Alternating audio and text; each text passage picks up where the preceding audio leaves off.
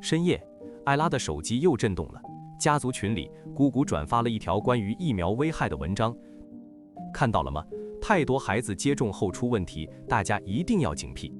艾拉深吸一口气，点开那份她特意准备的权威医学研究报告，数据详实，逻辑严密。她截图发到群里，并艾特了姑姑。姑姑，这是最新的大规模研究，数据显示疫苗是安全有效的。10分钟后，姑姑回复，这些所谓的专家都被利益集团收买了。艾拉愣住了，不是因为姑姑的固执，她早已习惯，而是因为她突然意识到，在这个信息爆炸的时代，我们拥有了前所未有的获取真相的能力，却也前所未有的活在各自的真相里。这不是个例，在社交媒体上，关于气候变化、转基因食品的教育策略的争论每天都在上演。每个人都握着事实，每个人都有理有据，但没有人被说服。辩论不是通向共识的桥梁，而是通向撕裂的快车道。这让我们不得不面对一个令人不安的问题，就是为什么事实已经摆在眼前，我们依旧固执己见？是逻辑出了问题，还是人性本就拒绝动摇？或许问题的答案比我们想象的更加复杂，也更加令人不安。因为真正阻碍我们接受真相的，不是智力的匮乏，而是恰恰是我们自诩为武器的理性本身。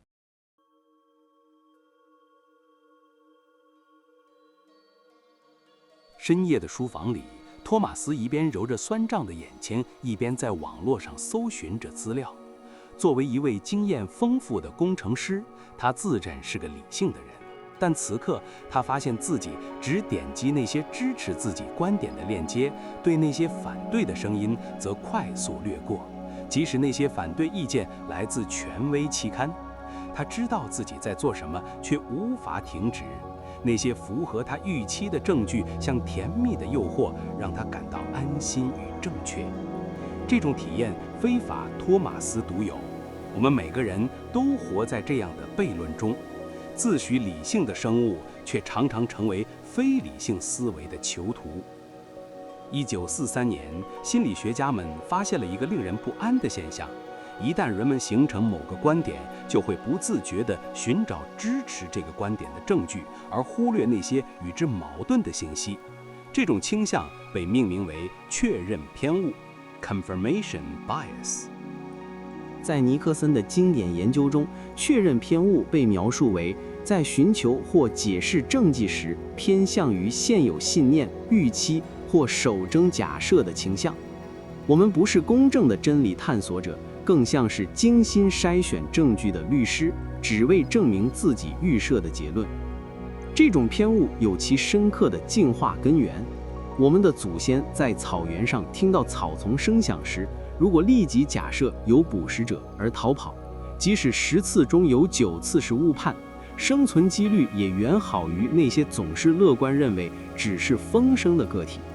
怀疑与确认在进化史上曾是保命的利器。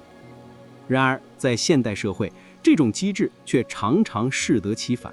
社交媒体通过算法强化我们的既有观点，将我们包裹在舒适的信息茧房中。我们点赞认同的内容，屏蔽异议的声音，在自我证明的循环中越陷越深。更令人困惑的是，即使面对确凿的反整，人们仍难以放弃错误的信念。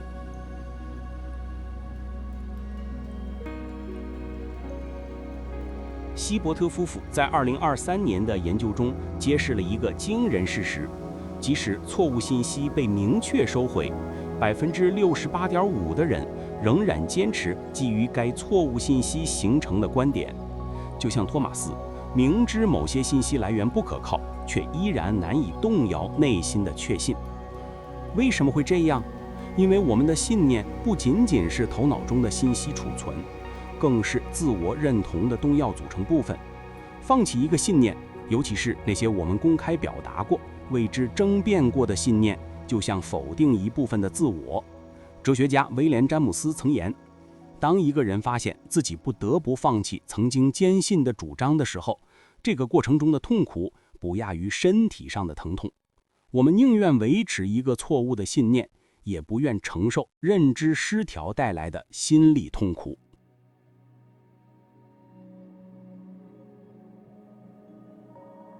最讽刺的是，我们的理性能力非但不能纠正这些偏误，反而常常成为他们的帮凶。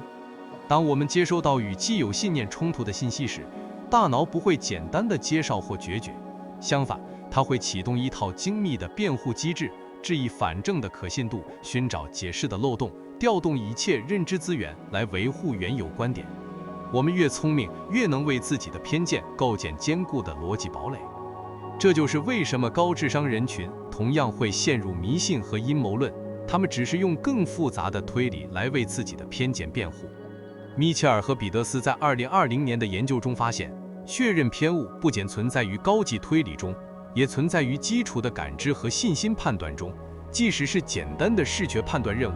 一旦人们做出初步决定，后续的感知系统就会偏向于寻找支持该决定的证据。这种偏误甚至出现在猕猴和大鼠身上，说明它可能是大脑信息处理的核心特征，而非理性的 fact。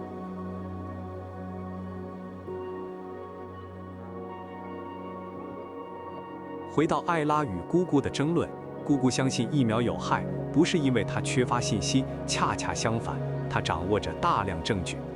这些证据来自她新任的博主转发无数次的文章，以及那些声称孩子接种疫苗后出现异常的家长群体。当艾拉拿出权威医学研究时，姑姑的大脑做了什么？她没有客观评估这些数据，而是立即启动防御机制。这些专家收了钱，这个研究样本不够大，那些数字背后一定隐藏着什么。心理学家发现，人们在评估证据的时候，会给支持现有信念的信息更高的权重，而对反对的证据则倾向于质疑其可信度或干脆视而不见。这不是故意的欺骗，而是认知系统的自动运作。在政治领域，这种现象更加明显。同样一份经济大数据，保守派可以解读为市场自由化的成功，进步派则看到贫富差距的扩大。研究表明，当人们接触到与既有态度冲突的信息时，他们不仅不会改变立场，反而会更加坚定原有观点，这被称为反击效果 （backfire effect）。真相不再是通过逻辑推导得出的结论，而是被信念事先定义的终点。我们不是在寻找真理，而是在为已经相信的东西寻找证明。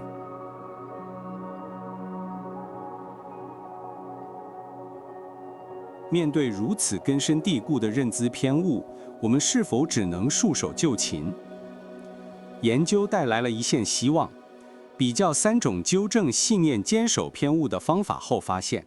反陈述、直接提供对立观点的论据效果最为显著，比单纯要求人们自己思考更有助于打破偏误。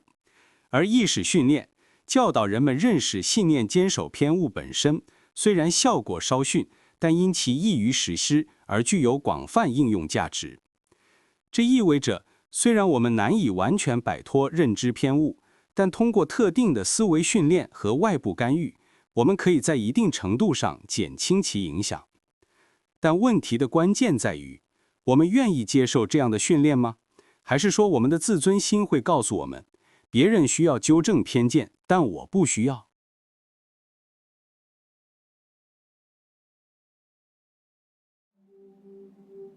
？1956年，社会心理学家利昂·费斯廷格记录了一个令人深思的故事。某个宗教团体的领袖预言，世界将在特定日期被洪水毁灭，唯有信徒会被外星人拯救。信徒们为此辞去工作，抛弃财产，虔诚等待。预言日期过去，洪水并未发生。然而，令人惊讶的是，这些信徒对领袖的忠诚不减反增。他们解释说，正是因为他们的虔诚祈祷，上帝才撤回了惩罚。费斯汀格用恐惧失调理论解释这一现象。当事实与信念严重冲突时，人们不会轻易放弃变现，反而会加倍坚守，因为承认错误意味着整个世界观崩塌。这不是单纯的固执，而是情感上的自我保护。当一个人说“我错了”时，他不仅仅在修正一个认知错误，而是在进行一场情感上的冒险。冒险承认那个构建了自我认知的世界图景，原来建立在流沙之上。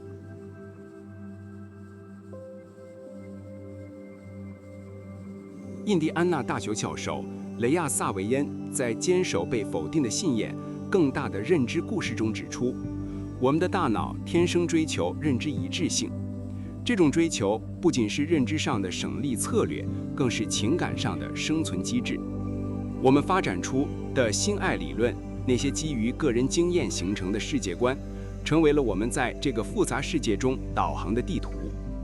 质疑这些理论，就如同质疑我们自己的导航能力。萨维耶提出了一个精妙的模型：我们的认知机制受到经济性和平衡性原则的支配。大脑为了高效处理海量信息，发展出各种启发性思维和认知捷径。这些机制在日常生活中极为有效，但也带来了不可避免的副作用——信念固着。当我们遇到与现有信念冲突的证据时，情感上的不适会触发一套精妙的防御机制，曲解信息，贬低其价值，或将其有效性限制在特定范围内。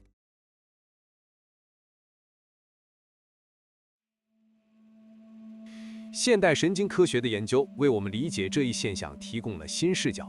2016年发表在《自然》旗下科学报告的一项研究发现，当人们处理与自身信念冲突的信息时，大脑中与物理疼痛相关的区域会被激活。这意味着，认知失调不仅仅是一种心理不适，它有着实实在在的生理基础。承认错误激活的脑区与身体受伤时活跃的区域部分重叠。这或许解释了为什么当我们被证明错了时会感到如此真切的痛苦。我们的大脑似乎在用最原始的方式警告我们，信念受到威胁等同于生存受到威胁。另一个有趣的研究来自 PMC 2016年的一篇论文，探讨了自我概念在信念维护中的作用。研究发现，那些将智力视为固定特质的人更难接受批评和承认错误，因为对他们来说，犯错意味着我是个笨蛋；而那些将智力视为可发展特质的人，则更以将错误视为学习机会。这表明，我们对自我的理解方式深刻影响着我们接受新信息的能力。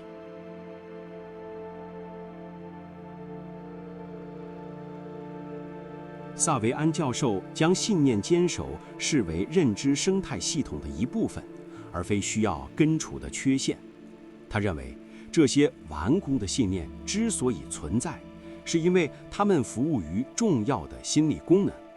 维持控制感，提供连贯的世界观，保护脆弱的自我。从这个角度看，试图改变一个人的信念，就像试图改变一个生态系统的平衡。单纯的提供更多事实证据，往往适得其反，因为这威胁到了整个系统的稳定。真正的改变需要理解这个系统的运作规律，找到既能引入新元素，又不破坏整体平衡的方式。我们每个人的内心都有一套复杂的心理免疫系统，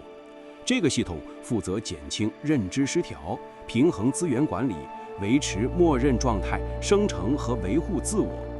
当我们遇到挑战信念的信息时，这个系统会迅速启动，通过各种策略将威胁降到最低。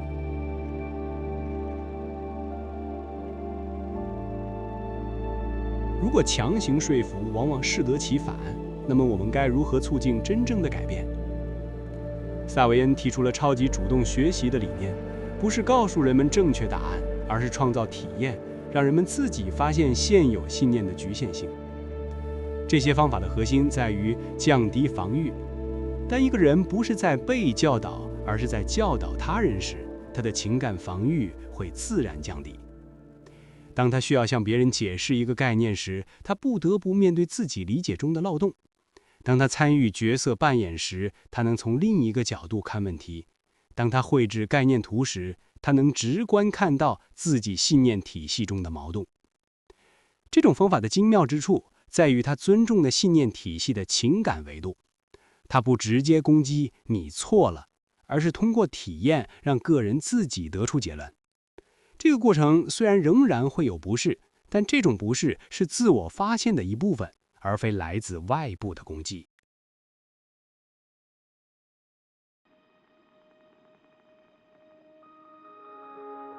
理解信念的情感维度，最终让我们对自己和他人多了一份慈悲。那些看似非理性的信念坚守，背后往往是对连贯性、控制感和自我价值的深层需求。当我们嘲笑别人固执己见时，或许应该回想自己上一次承认重大错误时的内心挣扎。真正的智慧或许不在于永远正确，而在于有能力与我们的错误和平共处；不在于拥有无懈可击的信念体系，而在于保持体系的开放性和弹性。当我们能够说“我过去错了”时，我们不仅仅展示了智力上的诚实，更展示了一种情感上的勇气，敢于面对那个不完美的自我，并依然珍惜他成长的能力。在这个意义上，教育的目的不应仅仅是灌输正确的知识，更是培养一种与不确定性共处的能力，一种在信念受到挑战时不崩溃的人性，一种能够说“我错了”而不觉得自我价值受损的底气。这或许是认知科学与人文精神最深刻的交汇点。在理解我们如何知道的同时，也不忘关怀那个正在知道的、脆弱的、复杂的人。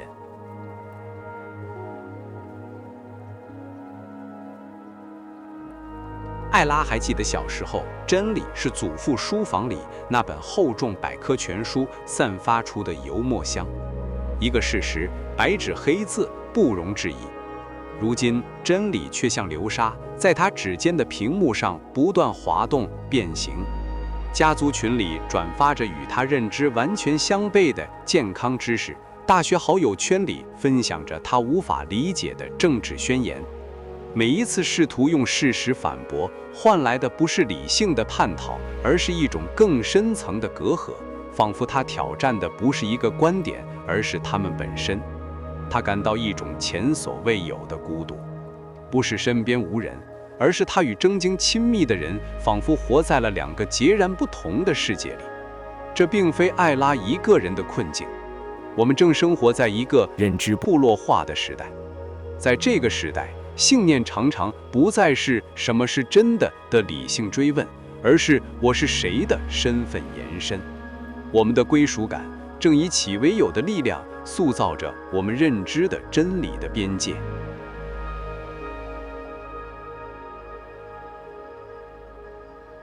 哲学上对自我的探寻从未停止，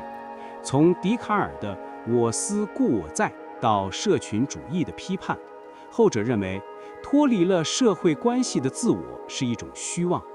我们并非先形成一个完整独立的我，再去选择加入群体。恰恰相反，我们是在我们之中才逐渐确认了我。家庭、地域、党派、阶层，甚至我们支持的球队和喜爱的明星，这些身份标签如同层层嵌套的螺丝娃娃，共同构成了我们在这个世界上的坐标。心理学家亨利·泰菲尔著名的最简群体范式实验，以一种近乎残酷的简洁揭示了这一本能。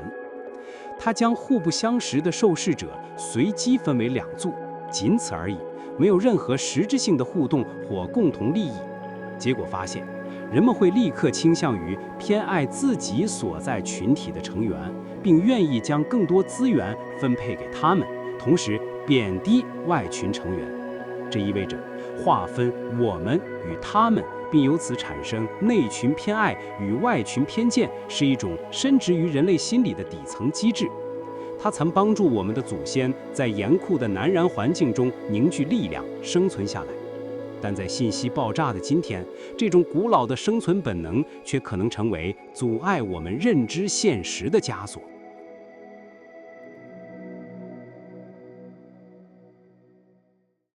社交媒体，这本该连接世界的工具，在算法精密的运作下，将这种部落化推向了极致。它不再是一个开放的广场，而是无数个精心构筑的回音室和过滤泡泡。在这里，我们反复听到的是自己观点的回声，看到的是经过筛选、强化我们既有信念的信息。意志的声音被悄然屏蔽，他们的形象在一次次被简化和扭曲的传播中变得愈发陌生，甚至可怖。在这种环境下，讨论的焦点发生了根本性的位移。我们不再是为了探寻事实而辩论，而是在进行一场身份认同的保卫战。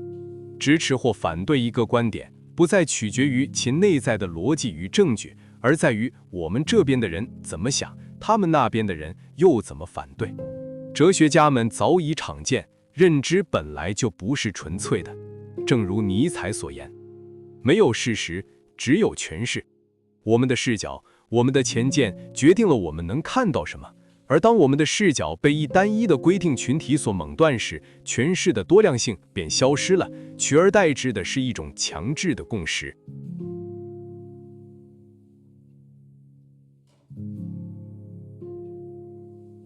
这时，一个令人深思的心理现象出现了：动机性推理。我们的大脑并非客观处理信息的计算机，它更像一个律师，早早地预设了结论。我的身份群体所信奉的结论，然后竭尽全力去搜集支持性的证据，批驳相反的线索。当铁一般的事实与我们群体的核心信念相冲突时，被牺牲的往往是事实。这并不是因为人们愚蠢或不讲理，而是因为承认事实的代价可能是在心理上被逐出我们的部落。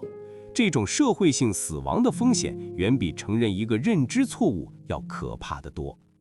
研究显示，当人们接触到与群体信念冲突的信息时，大脑中与情感处理相关的区域会异常活跃，而与理性分析相关的区域则相对安静。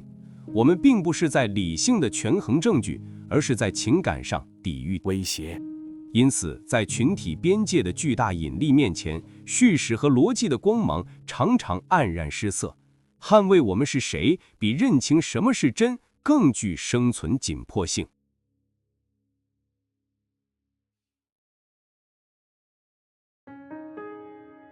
那么，这是否意味着理性的黄昏已经降临？我们是否注定要被困在自己身份构筑的堡垒中，隔着高墙向他者口制语言的石块？观察历史的长河，答案似乎又不全然是悲观的。人类文明中那些最闪耀的时刻，恰恰发生在个体能够暂时跳出自身所属的群体，以更广阔的视角审视世界之时。苏格拉底饮下古酒所捍卫的正是超越城邦偏见的真理追问，哥白尼和伽利略挑战的是当时几乎整个我们所信奉的宇宙观。这背后是一种更深层的心理学动力，对于归属的渴望和对于真实的渴望同样根植于人性。我们渴望归属于一个家庭、一个社群，同样，我们也渴望与真实的世界建立连结。这种对真实的渴望是科学、艺术和哲学得以诞生的源泉。关键在于，我们能否在我们的包围中为我的独立判断保留一席之地？能否在捍卫身份的同时，不彻底关闭与外部世界对话的窗口？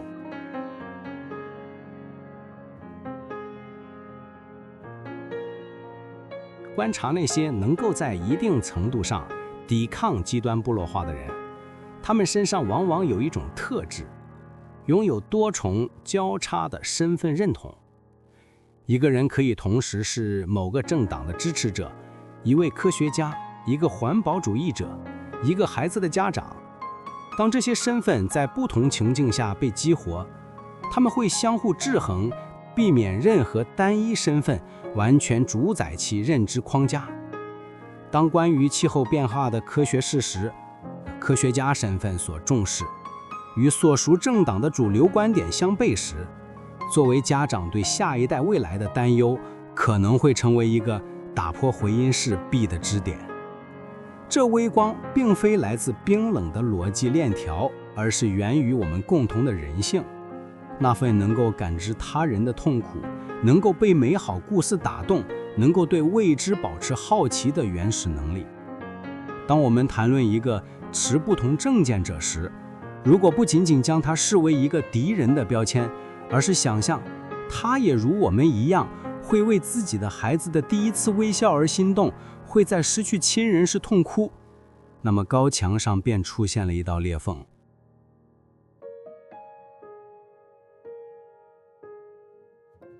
理解并不等于认同，但它是任何有意义对话的起点。艾拉最终没有在家族群里发出那条长长的、充满数据和引用的反驳信息。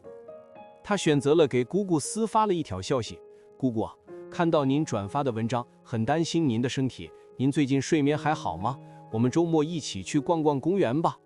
他明白，他无法用一份科学报告瞬间摧毁一堵由几十年情感和认同筑起的高墙，但他可以尝试，在持不同政见者这个身份之外，重新激活他们之间的亲人这个更古老、更坚韧的身份连接。这不是放弃对真理的追求，而是一种更复杂、更人性化的方式去践行它。在认识到我们属于谁，便相信谁这股巨大社会力量的同时，依然相信，在我们与他们的沟衡之上，或许可以架起一座小小的、脆弱的、但弥足珍贵的桥。当事实在群体边界前失色，我们需要的或许不是更响亮的声音，而是更懂得倾听的耳朵，以及一种能穿越身份壁垒的带着温度的语言。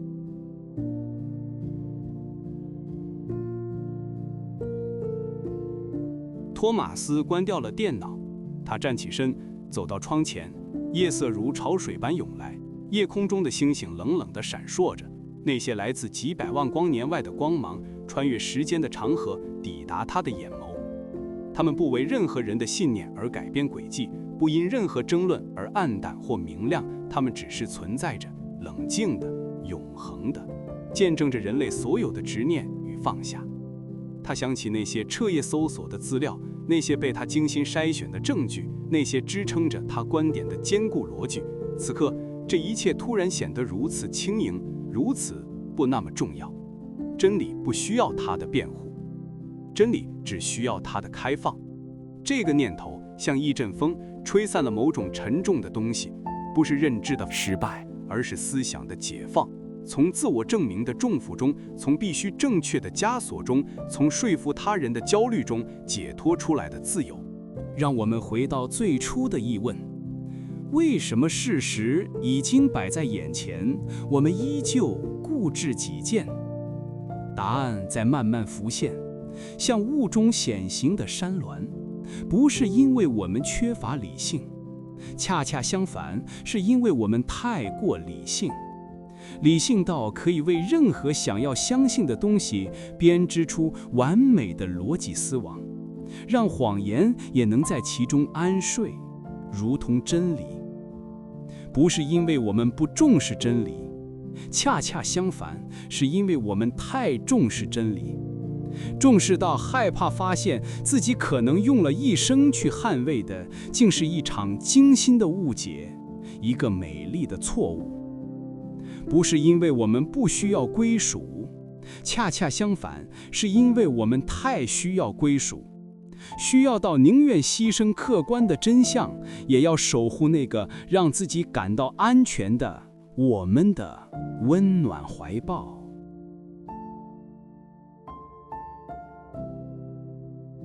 我们不是理性的囚徒，我们是情感的孩子。我们不是在寻找真理，我们是在寻找家园。而承认这一点，需要比任何逻辑推理都更大的勇气。现在我们明白了，人类难以被说服，不是 bug， 而是 feature， 不是系统的故障，而是生存的智慧。我们的大脑从确认偏误中找到安全感，从信念坚守中维护自我的完整，从群体认同中获得归属的温暖。这些机制在进化的长河中保护了我们，让我们得以在危险丛生的世界里存活下来。它们是古老的护城河，围绕着我们的精神的城堡。问题不在于护城河的存在，问题在于，当和平年代来临，我们是否还需要把每一个陌生人都当作敌人？当认知偏误从保护机制变成监狱的围墙，当信念坚守从精神支柱变成思想的枷锁，当群体认同从温暖的家变成封闭的茧房，我们失去的不仅是接纳真理的可能，更是与他人、与世界、与自己真诚对话的能力。也许应对认知偏见的最终智慧，不在于消除偏见，这可能是永远无法达成的目标，而在于学会与他们共处，意识到我们每个人都是有偏见的理性者。就像最深刻的功用不在于无所畏惧，而在于带着恐惧继续前行。最深刻的爱不在于没有伤害，而在于受伤之后仍然选择信任。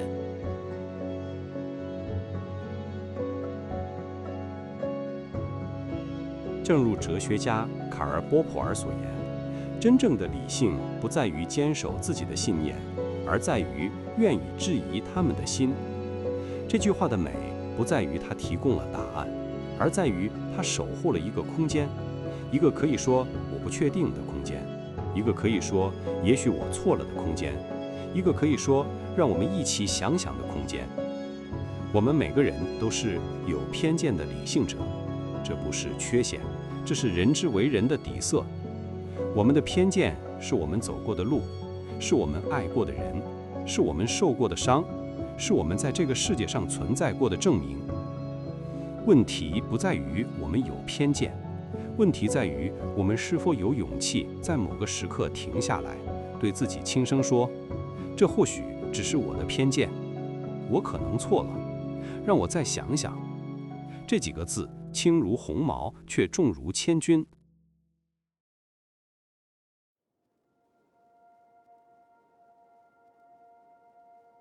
我们理解了人类为何难以被说服，当我们看清了那些阻碍真理抵达的机制，当我们承认了自己也是有偏见的理性者，我们或许可以开始思考另一个问题：如果强攻的堡垒无法被攻破，那么是否存在另一种可能？不是用大炮轰开紧闭的城门，而是温柔地递过去一颗种子，等待它在合适的时候自己萌芽、自己生长，直到有一天，那道坚固的墙从内部被柔软的生命悄悄地拱开一道缝隙，光就会照进来。